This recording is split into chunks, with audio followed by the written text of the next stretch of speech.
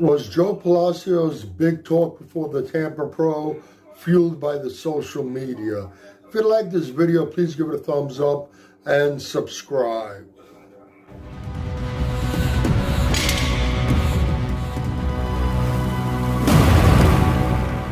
Okay, we heard a lot of big talk from Jo Palacios leading up to the Tampa Pro.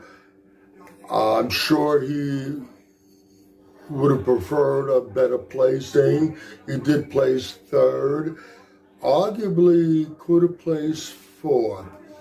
Now, all that talk before the Tampa Pro, was that all Jo, or was a lot of it driven by the social media?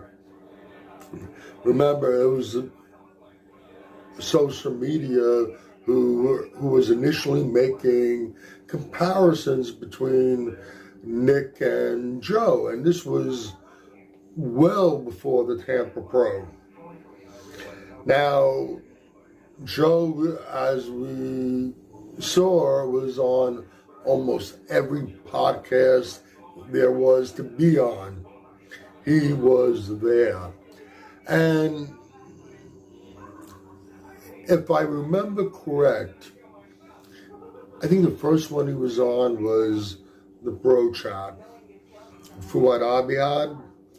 And, you know, Fouad, he likes to stir things up a little bit, not in a bad way, not in a malicious way, but having fun, like in a playful manner.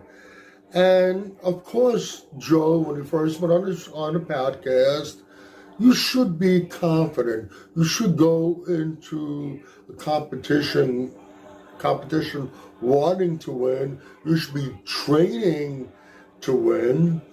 And Jo displayed confidence in what he would bring, but Fouad stirred it a little bit and got Jo to talk a little bit more. Okay, what happens is now he goes on, and I don't think Jo was reaching out to all these different podcasts and saying, hey, can I come on? I want to be on your show. They were reaching out to him. And basically the same thing keeps on happening. They keep on asking questions in a way where it stirs the pot a little bit. And he starts responding.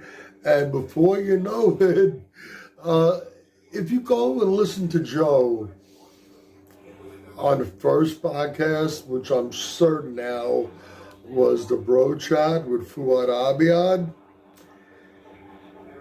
and you listen to him on the later podcast leading up to the show, you can see how his talk changed. I think what was happening was the social media, the different podcasts that had him on, all that was fueling the fire, and I guess you could say it was entrapment in a way, and Jo just fell into it. I don't think if he wasn't pushed the way he was on some of the podcasts, and I watched a lot of them, I don't think he would have went as far with some of his boasts as he did. At the end of the day, it didn't really work out all that well for him. I think he has a lot of potential. I think him and his coach, Justin Compton, they'll figure out what the mistakes were. I said in the previous video, I personally thought the package he brought to the stage last year was a better package than we saw this year in Tampa. Let's see what happens, but I do think that part of a big part of Joe's pre-Tampa boasts were social media driven. You can agree or disagree with anything I've said in this video. Either way, let me know in the comments section. This is Michael Diamond. I'd like to thank you for watching Muscle Central.